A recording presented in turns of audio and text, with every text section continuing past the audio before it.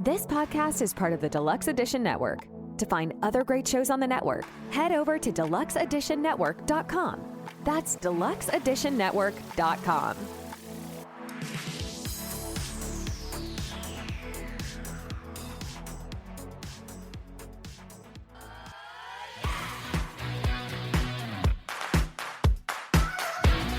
Coffee-fueled stories.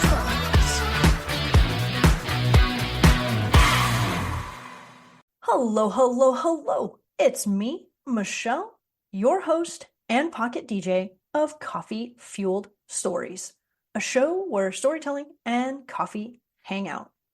This week's special guest is Kelly Shimabukuro, who is also the co-host of the show for another of our horror as healing themed shows.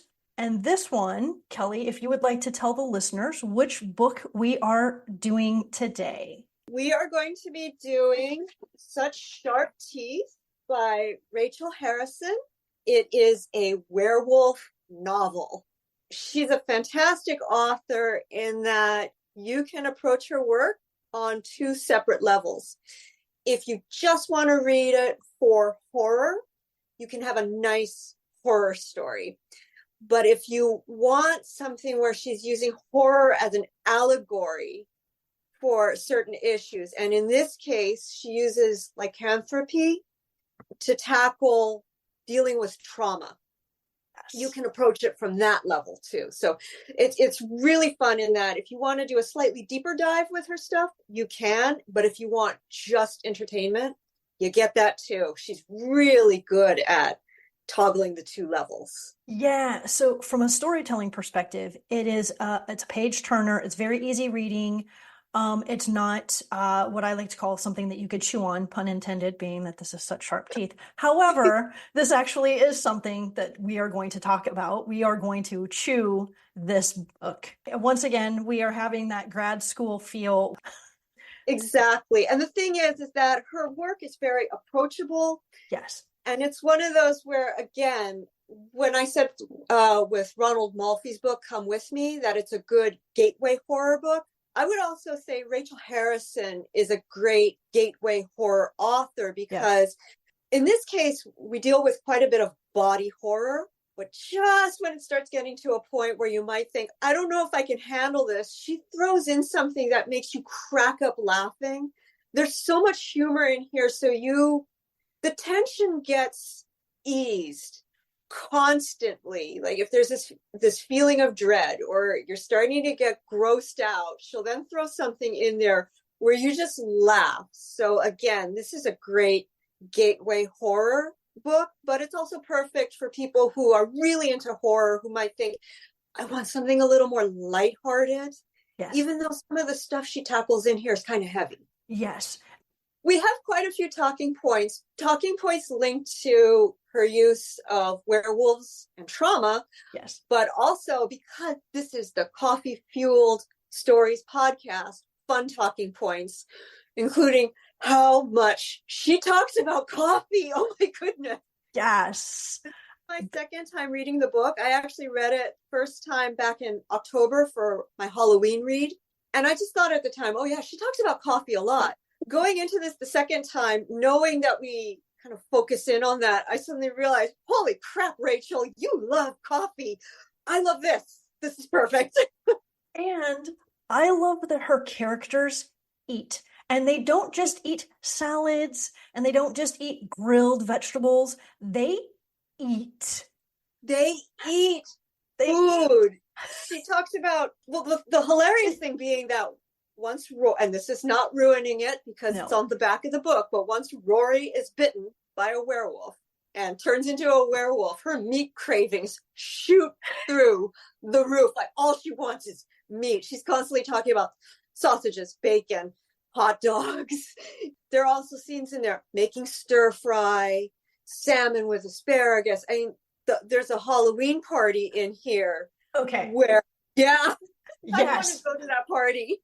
Oh my God. all of their parties. Oh my God. So the Halloween party and the New Year's Eve party, I was like, I want to hang out with these people, like totally hang out with these people. And the cocktails, like some of the fun Halloween Mm-hmm. cocktails.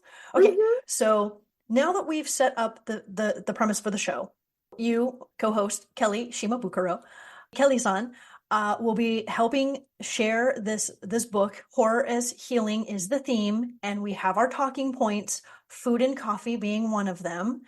I'd like to start with the very beginning because she actually does hit some of this stuff in the very beginning. Mm-hmm. I have here marked on page 11, the hurt is transforming my mind. The violence of it weakens me. The profound devastation over having had this done to me, vandalized this way. Mm-hmm. So she's talking about what has happened in regard to the bite, but the language that she uses, you also know what else. Like there's an underlying, and this is why you were saying you can read it two ways. You can read it as just simply as the bite, but you can also deep dive into that. That right there, it's right in the beginning. She sets it up. What's Mm-hmm. happening. And one of the things too is it's not spoiling anything because she sort of alludes to it already in the beginning of the book. Rory has been through a traumatic event before the werewolf attack, a genuine, real life traumatic event.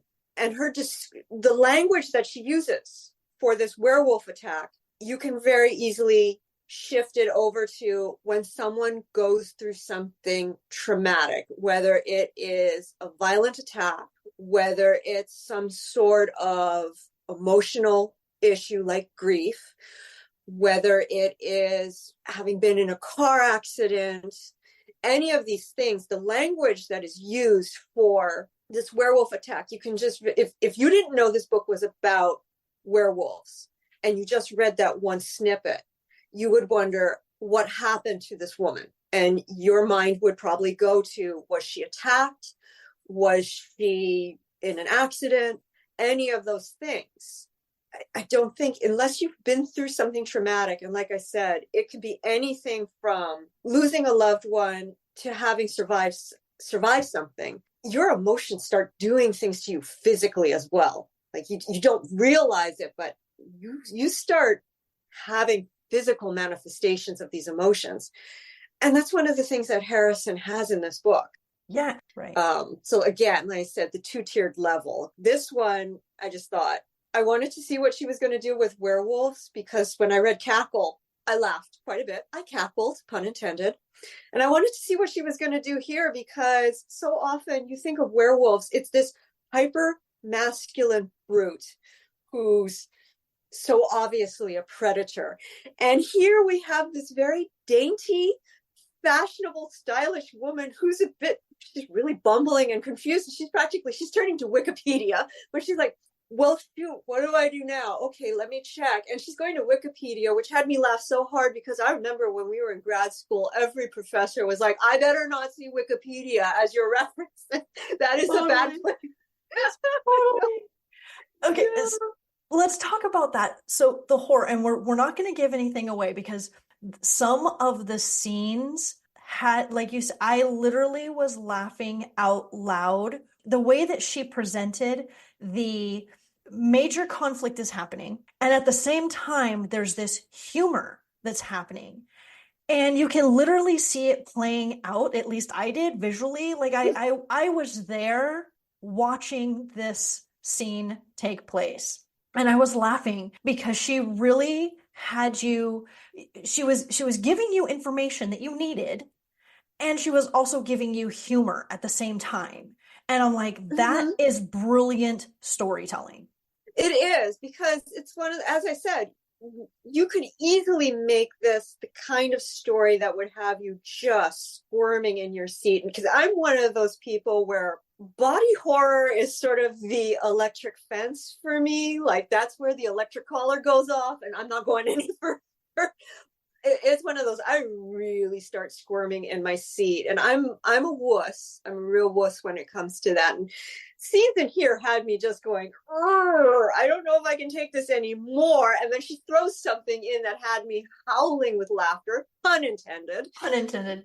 So it's just, she does this wonderful balance of taking you right to that edge where you're just, ooh, this is brutal. I don't know how much more of this I can take, either on that werewolf level or werewolf as dealing with trauma. Either way, you just start squirming, and then she just throws something in there where you laugh. And I love the fact that she does that, because that is one of the ways we do usually process something that's happened. At least me, you have to laugh sometimes. Yeah. As difficult as it is, you have to laugh.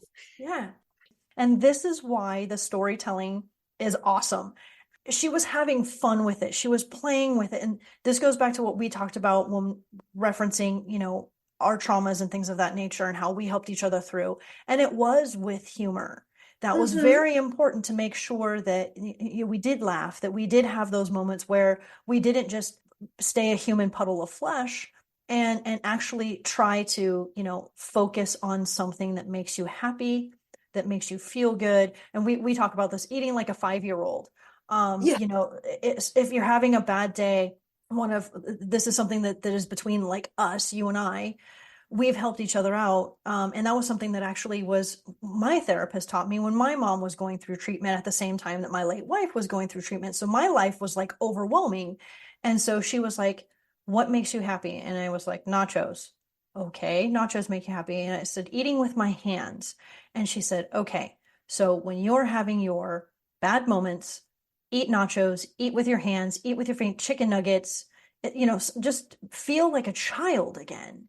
And that just worked for me. And so that is kind of these really heavy topics that she balances with that humor. It's funny that you brought that up, because there's a scene in there, and it gives nothing away to tell listeners about this, but Rory's having a major meat craving, and she goes to a 7-Eleven, and she's like, I'll buy all the hot dogs. And the clerk's like, all of them? She's like, all of them. And she's sitting in the parking lot with the hot dogs in a box, just chugging them back with her bare hand. And I remember I was laughing so hard. One, because I got to that scene in the book right after I had listened to the episode you had last week with Candace Nola, and you guys were talking about hot dogs. So I just cracked up. I thought, hey, the timing. And then the second, I just thought of that. It's like, oh, it's the 5-year-old's dinner, because she's eating hot dogs and she's eating them with her hands, sitting on the trunk of her car, popping these hot dogs back in the parking lot, all of them. And it's like you said, the humor in here, her previous, like I said, her previous book, Cackle, same thing. There's just a whole bunch of humor in there right when things start feeling very tense, very spooky, very eerie. She throws something in that just has you laughing. This is one of the reasons why Rachel Harrison has become an auto-buy horror author for me. I hear she has something new coming out, and it's like, do I crack and buy it in hardcover, or do I wait for paperback? Because I'm one of those old-fashioned people. I don't do an e-reader.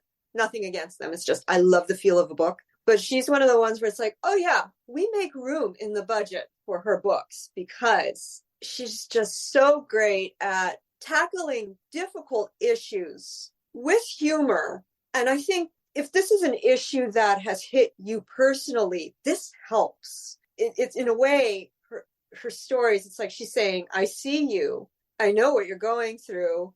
We have to have some grim humor too. It's the only way through this.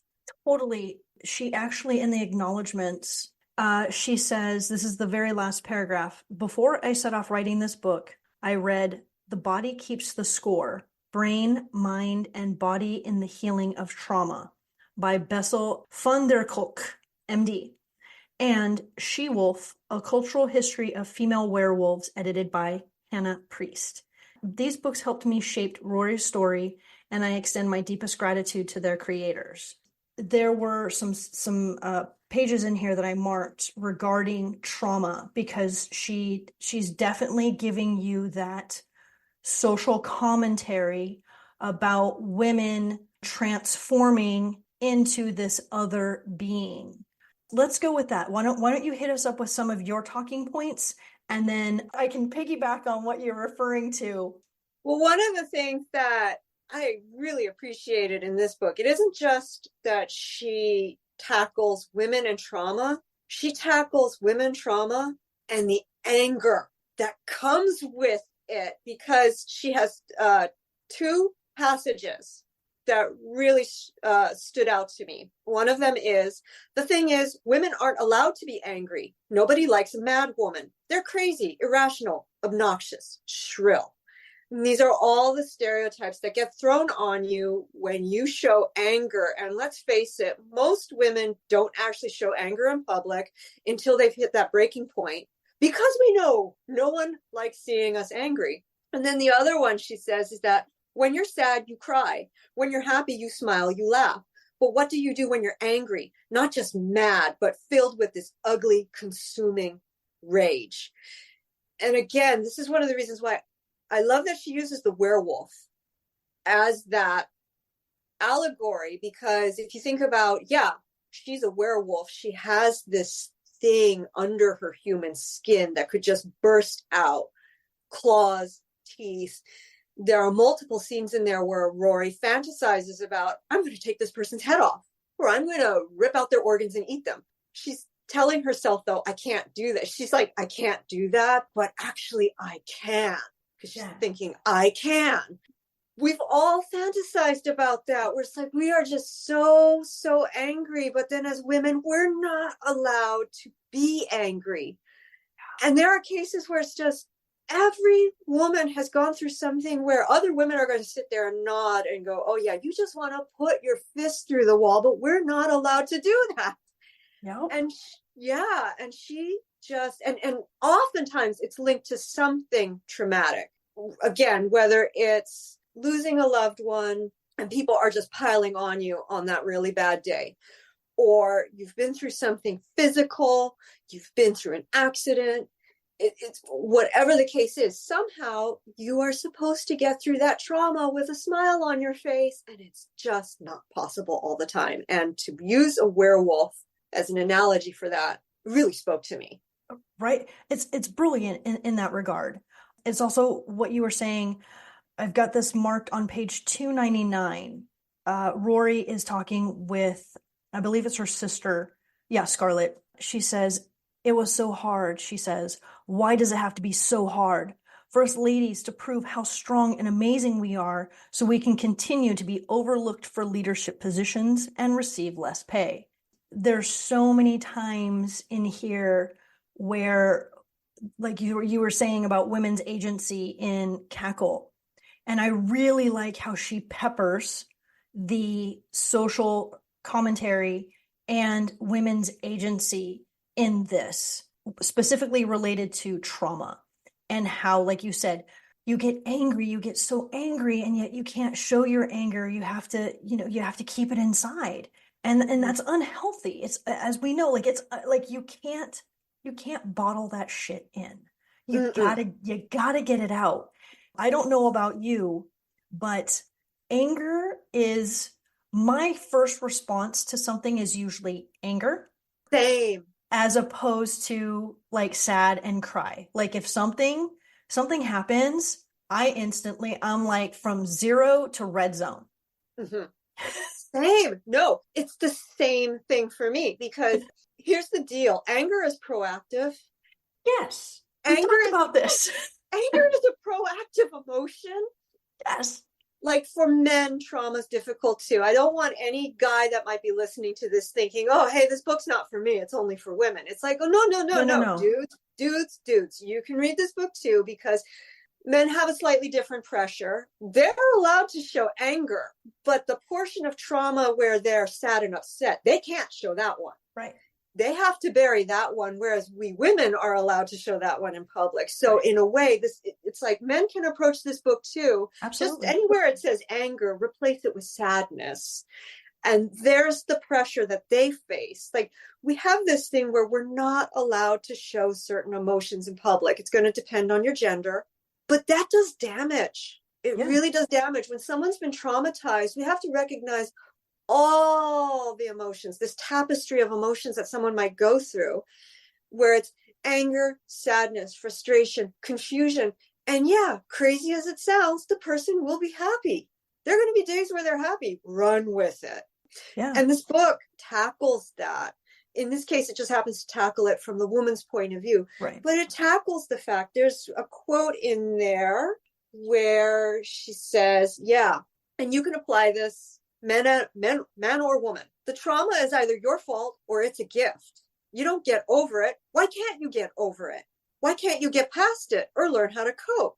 Or if you do find some way to move on with your life in a socially acceptable manner, then you're so brave and so strong. And aren't you amazing?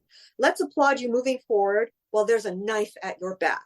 If you are going through something like this, you're going to be upset in some way. And unless you're dealing with people who know exactly what you've gone through because they've gone through it, you're going to feel judged to some extent. And that's so frustrating. And that's why anybody probably feels like there's a beast right under their skin where it's just, why can't you see what I'm going through? And that's why this book is great. Totally. And it's funny because I actually have that highlighted with my yellow, which is the trauma. And I have that page marked as well. And here I will continue. Again, this is where I'm going to piggyback onto what you were saying. The next section says, you're a survivor. And this is what we talk about all the time with what we went through. We've crossed over. So we have transformed. And our beast is underneath us because we have gone to the other side, so to speak. Not to say that the trauma never goes away. No. All you do is you figure out how to live with that trauma and hopefully learn tools from other people to gain more, have an idea of, again, so this is where if you literally sent me a text and you were like, I'm having a 5-year-old dinner tonight, I would know exactly your state of mind. Exactly. I would send you a bunch of silly, animal videos. I would do what we call the 10-foot pole or the 6-foot pole check-in, which is like, do you want to talk kind of thing, or do you just need some space? And so again, this is where we're able to help each other, which is why this book, again, goes into that horror as healing theme and why it works so well with us, because we've been through some shit. And that's why I was laughing so hard when she's going on Google. When she's Googling how to deal with being a werewolf. Yes.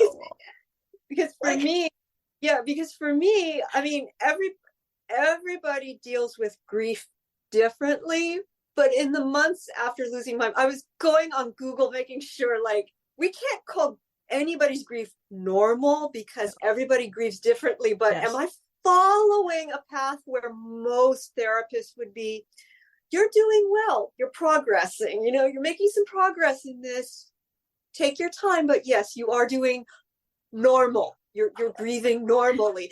And that's why I read this book 5 months after I lost my mom. And it was very therapeutic because for me, I just thought, oh, okay, good. I'm not the only one that occasionally goes on Google to make sure. It's like, is this normally? Yeah, don't go on Google for most things because they'll tell you, it's like you have the flu, it's like you have a head cold or you're dying. And in this case, I figured it would say, you're grieving normally, you're not grieving normally. There's nothing in between. But in this case, I just thought, yeah, you got to go on Google because, okay, I've not been through this before. What is happening? Which is why I thought her going on Google was hilarious. Totally. And one thing that really, really, really struck me as very poignant from a woman's perspective. This is definitely like with a female bent. On page 54, we live in a society that wants us to be ashamed of our bodies. It's not hard to internalize that. And I literally have my Post-it. You can see it's got a big arrow and it says this right here. And that's kind of the crux of it, right? Like that's where it starts. Like these are all this is where her social commentary comes in. So, women, we are supposed to be this. This is how this is the box that we are supposed to fit in. Have you noticed how Coffee Fueled Stories doesn't have any ads? That's because I work tirelessly to keep this show alive. After 3 years on my own, I've decided I need to ask for your help. I've never asked anyone to subscribe. I've never asked anyone to leave a review. I've never asked anyone to rate the show. And I've never asked anyone to pay to listen. There are a few ways you can help support the show. I've created a Patreon page, Coffee Fueled Stories, and a subscription section on my podcast website. It's simple to support and help me keep my dream alive. Just click the link in the show notes to set up your paid subscription option. It's that easy. Thank you for your support. In this case, it isn't just the physical transformation of trauma. I think she really tackles in here too how anger can be positive. Yes. Because as we said before, without giving too much away, Rory isn't dealing with just the trauma of the werewolf attack. She's dealing with something that happened in her past that's incredibly horrible, incredibly traumatic, and has left her very angry because of how people reacted to it. She takes that anger and makes it something positive, just like you see in here as she's initially she's fumbling, but she comes to the point where it's okay, this has now happened to me. I am a werewolf. What do I do about it? Because there's stuff in there where you kind of see what happens if she tries to get rid of her werewolfness. It's not pretty. And it's sort of like an analogy for ignoring your trauma versus learning how to deal with it. Right. And I think it's the same thing with the anger. Taking that anger, and it's really hard because it's such a powerful emotion, but taking that anger and then, okay, what am I going to do with it? What kind of fire is this going to light? It could be an incredibly destructive fire that takes you down and practically salts the earth. Or if you think about it, there are certain plants that need fire in order to release their seeds, in order to get more of those plants. Same thing with like redwood trees. They need fire. So you can take that anger and you can take its fire and do something really good with it. And I think that's one of the things that Harrison also tackles in here. That's like, you know what? Women's anger isn't always a bad thing. We need it too. Guys get it. We need it. Absolutely. And, yeah. And so that any guy listeners, it's like, nope, this book is for you. Wherever it says anger, put the word sadness. Right. One of the reasons that I like horror, and that this is from a personal perspective, even before we started doing horror as healing as a theme. But one of the things for me is because of some of the things I went through in my childhood. I love horror because it allows me to do the things that I can't. Exactly. Because I don't want to go to jail for something that happened to me as a child, and we're just going to leave it at that. But horror, this is why I like to write horror, because it allows me to let out my beast, my anger. I get to do terrible, horrible things in my stories, in my imagination. I just let it run free, and I destroy things in my head. I know I can't do that. Like she's, it's like she wants to do these things, but she can't. And so that is why one of the things I loved about this from a different perspective. So not just horror as healing from trauma, adult trauma, but for me, horror as healing from a childhood perspective, because I was able to relate to her on that level. So this book really spoke to a certain aspect of you. Absolutely. Because for me, I'm just looking at like the adult thing.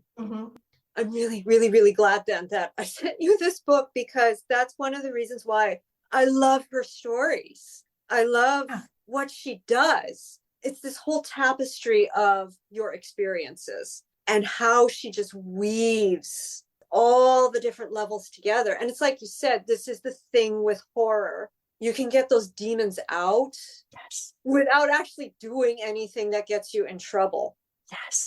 This is why sometimes I think the people who deal in horror are some of the kindest people, because they get it out of their system. They get it out of their system, and they've been through stuff one of the blurbs they have for this book, it's another horror author, Alexis Henderson, describing it as an incredibly compelling read that's full of horror and heart. Yes. This one of those, it's a werewolf novel, so you're expecting a ton of horror, but there's a surprising amount of emotion in here too. Really good, heartwarming emotion. Everything from Rory kind of rebuilding relationships, building on continuing relationships. And it's just, and learning how to trust and learning how to function. Yeah. And so it's just, this is one of the reasons why I like her stuff. It's funny, it's heartwarming, it's horrifying as all get out. She's able to weave those threads together in a way where it's just, how did you do it? These are such different, these things are such polar opposite concepts, and yet she pulls them all together. Yeah. As you were saying earlier, she balances the poignancy and the humor. So she really weaves that in. And that is again, the talent of a true storyteller. Mm-hmm. Which is one of the reasons why I love the fact she took the werewolf, which it's hilarious because the werewolf myth, the werewolf saga is so masculine. Yeah. And here she took it and she made it feminine. Yes. And it's just one of those where like, just that way that where Harrison takes this. She's like, oh, you think you know werewolves? I'm going to flip this on you. You don't know werewolves at all because you don't know what we go through. And so, yeah, that's one of the things where anger and trauma, but a hell of a lot of humor too. Yes. I was just like, wow, like, way to go, Rachel. One of the things I found, the other thing that's really interesting about this book, because you have the whole transformation of being a werewolf. One of the things she also does is the real life transformation women go through, because Rory has a twin sister, Scarlett, who is pregnant. Scarlett is struggling with that pregnancy. She's very ambivalent about it because she's thinking, there's a line in there where she's thinking, I haven't gone to Barcelona yet. Again, society puts this thing like, you're pregnant, you're supposed to be all the time. And it's one of those where Harrison is sort of pointing out in there, even in something that is a happy event, there's still a form of loss because Scarlett is sitting there and realizing it's never going to be the same. It's done. It's different. Even though this is a nice event, a happy event, she's still not reacting well. And she realizes too, she even has a line in there, if I say anything critical about this, they're going to think I'm Casey Anthony. You know, and it's one of those things where it's very true. If you have even the slightest, I've never had kids, I don't know what pregnancy is like, but I imagine it's an extremely emotional time. And I would think it cannot be joy 24/7. There has to be anxiety. There has to be fear, but we don't allow mothers to express this anxiety, this fear, and possibly even a little bit of the sadness of, oh, hey, I don't get to do all these things anymore because there's a new responsibility. And it's even if you chose that responsibility, there's still the sadness of there's a chapter ending. And the way she sort of weaves those things in there too, it's like Rory is going through the whole, my lovely city life is over because how am I going to be a werewolf in New York City? Totally. Yeah, because you're thinking, I'm here in a small country town and I locked myself in a dog crate and that didn't work. Right. And then Scarlett's going through this change too, which is this is the real transformation. Yeah. Like, this is not a fairy tale one. No. And to have them kind of happening at the same time. Yeah. Again, Harrison builds these different levels where you can look at the werewolf story as an allegory. And it's so surprising no one wants to apply it to women, because if you think about it, it's really apt for women. Absolutely. And I love that you brought that up. So I literally have here in my notes, twin thing, both transforming. I have an arrow up to mother and then an arrow down to monster. And under mother, I have growing child, bloody, hunger, cravings, mental. And then I have for monster, growing, bloody, hunger, cravings, mental. Mm-hmm. And even Scarlett at one point says she is upset because her body is not her own anymore. Yeah. Which is exactly, Rory's sitting there going, oh, I could tell you stuff because her body's not her own anymore. They're both, and you have it on this fictional horror level. And then, like I said, the real life biological level. And so you could also look at the werewolf story as that as well. And like I said, this is what horror as healing. It's kind of, it's okay to feel. She's saying it's okay to feel that way. Yeah. It's okay. Yeah. You know? It's a great story. It's funny. Then you can also read it for its very dense layer, which is, what we are talking about. And one of the things I didn't count, and you might have, I don't know, but I wanted to pay attention to this specifically because she used monster, the word monster, many times. But in addition to using monster, she used the word creature, thing, fanged mystery beast, fantastical creature, hydra, and kraken. And then she also uses ghost damage in reference to trauma, which I thought was a great thing too. Yeah. I really liked that she had so many different types of monsters and creatures in there as well. Like she didn't just keep it to the werewolf. She didn't really, what I'm getting at is she didn't beat that word to death. No, it's she picked all kinds of monstrous imagery. Yeah. That, especially in today's era, we don't necessarily view it as negative. Because people joke, release the Kraken or this or that. Right. We layer it now with something positive and humorous. And I like that you brought up the ghost damage, because at one point I didn't know the page, but she's talking about the scarring on her side, where she's saying you wouldn't see it if you didn't know it was there. Yeah. And that's exactly what it is. She's saying that it's always going to be there. It's going to it's one of those things where it's like you won't always see it. It will just always be there, just under the surface. Like there's just that very faint imagery. It's not like a fresh wound. And it's what, my mom always related for grief. She was saying it's like a surgical scar. It heals, but there's a scar. And it's the same thing with any kind of trauma. It will heal eventually. There's going to be a scar though. Over time, it might become so faint, but if you know where to look, you'll see it. I'm so glad you brought that up, because it's one of the things that you see with Rory, the journey that she's going on. She's going to be okay. Yeah. And that's one of the things I love about this book. Yeah. Because it's essentially saying, you have damage. It's okay to not be okay. And you are going to be okay eventually. Yeah. It's weirdly, it's a comforting novel. It's like you said. Right? Yeah, it's really comforting.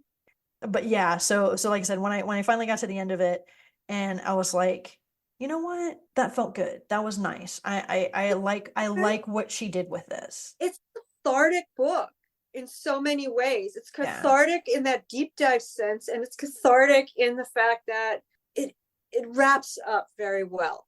It's like you said, it's a good analogy would be a fairy tale. Yes. Absolutely. And it's got the dark elements, but it has that enjoyable factor too. And then like I said, the humor is just all over the place. Totally.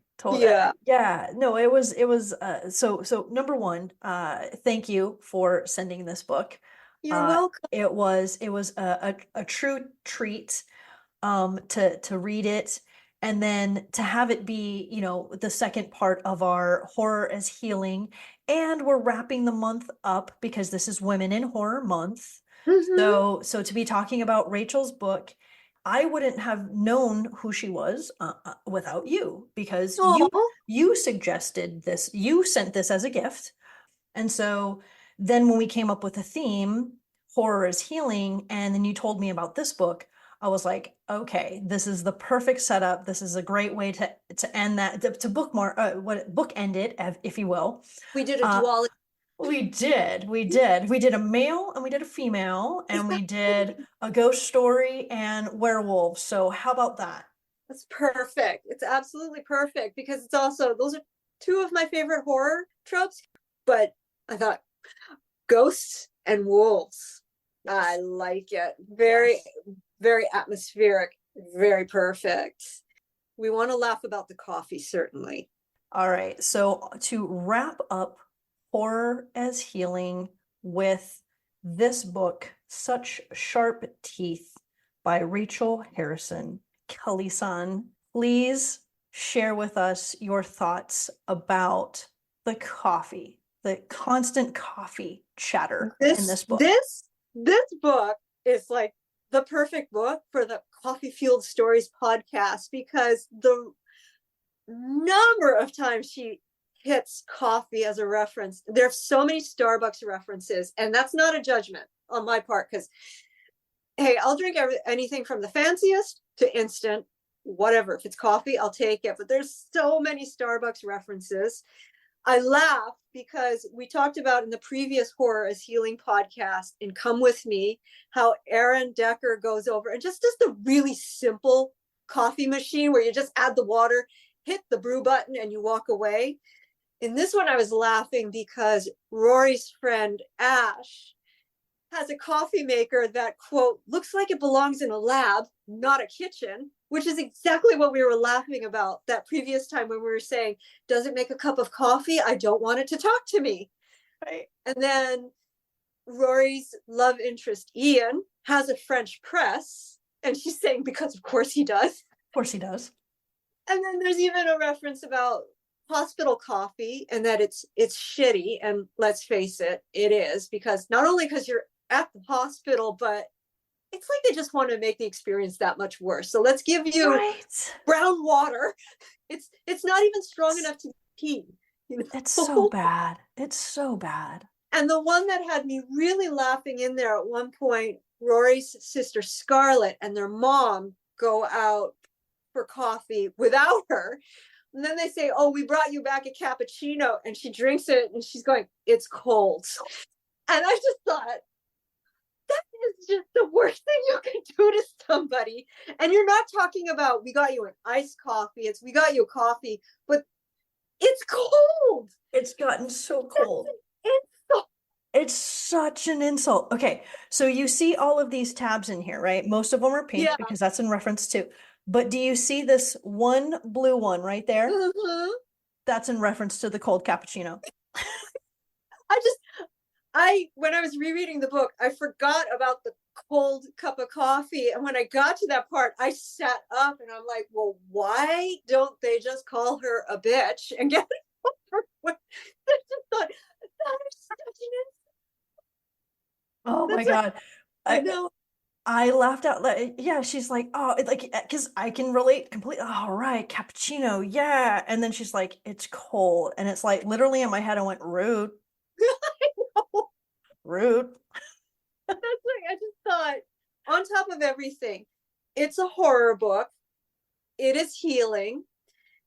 It's got something for every audience. You want the simple horror story. You got your simple horror story. If you are like us and you are grad students and you will never ever be able to not deep dive into something, even when people look at you and say, stop it, you know, it's got that. You can read this book on so many different levels, pure entertainment and education, you know, you can just whatever level you want. And then on top of everything, it's just coffee. Yes. Yeah. It's one of the reasons why I figured you would love this book. I'm really glad I sent it to you because I read this one and I just thought, I think Michelle would like this, you know? Yes. And it is a very, very fun book. And as I would say to the listeners, there's something in here again for everybody. There's body horror. And just when you start to get squeamish, she throws something in there that makes you laugh. So the tension gets relieved very easily. It's, as you said, it's a fun read. It's really easy to read it quickly, you know, and it's one of those that if somebody said, I don't really like horror, I'd say, maybe try this one. Not only try this one, because I've read some of her other books, I can say with confidence, try the author, period. Yeah. and you'll probably enjoy it. She has enough in there for you to squirm, but not so much that you're going to have trouble walking down a dark hallway in your home at night where you're jumping at every pop and creak. So yeah, it's a really fun book. Yes. Yes. I'm glad that, like I said, I'm number one, I'm glad that, thank you for sending it. Thank you for sharing it. And then I'm so happy to have you, co-hosting and doing the theme, our favorite little thing, finding those threads to deep dive into, because for us, and it's kind of something that, like I said, we've been doing since the day we met. We don't know how to just read a book. Like grad school ruined us, but like in the best possible way, In the best way. the best possible way. And so, and that's what we used to do. You and I would literally spend, 4 hours together talking about the books that we've been reading and why they were so interesting, and what, parsing it. But again, we wouldn't belabor a point like in academia where you kind of have to. We would, just share something. Like you would tell me about a book and I'd be like, oh my God, that sounds so interesting. Tell me more.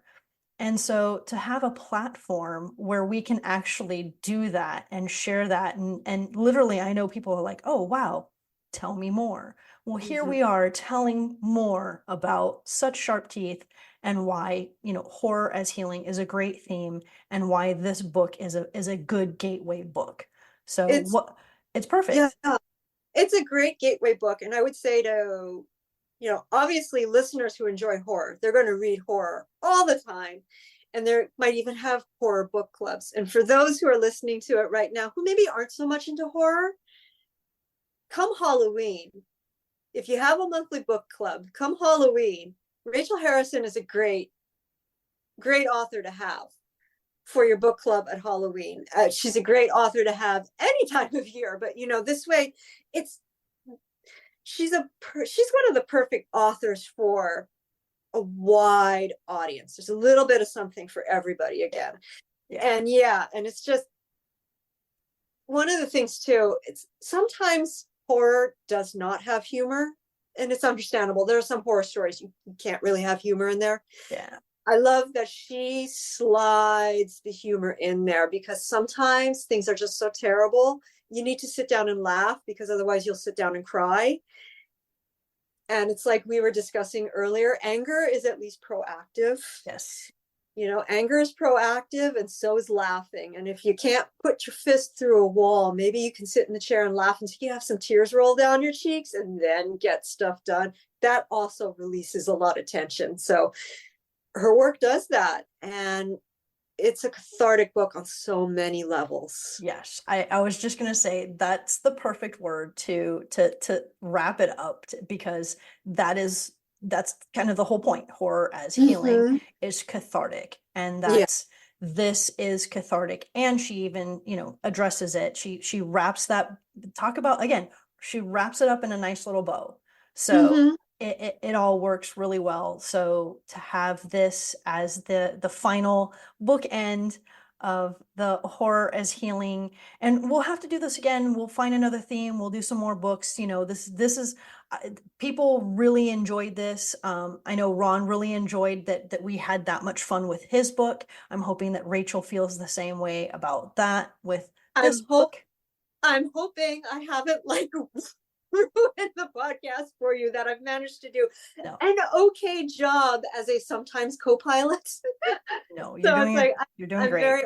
I'm very honored that you had me on again a second time, and that apparently the first time around I did not drive people away. So that's good. That was my main fear. It was like, oh no. No.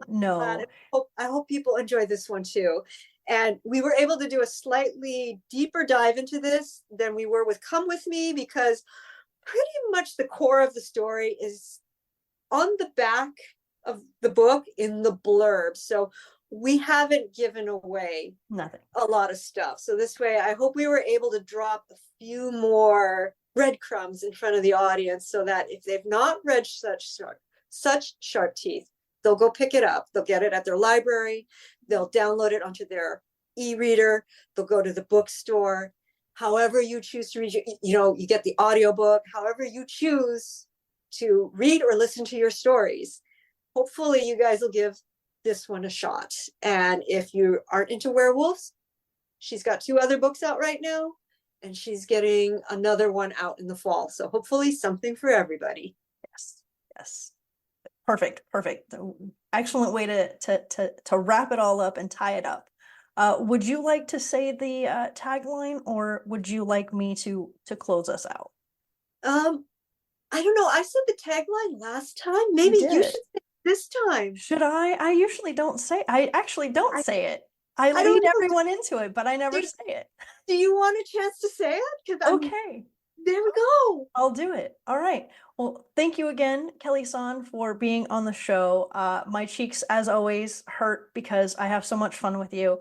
So that being said, thank you for doing this a second time and having fun with me again. So on that note, we are going to go forth and be magical.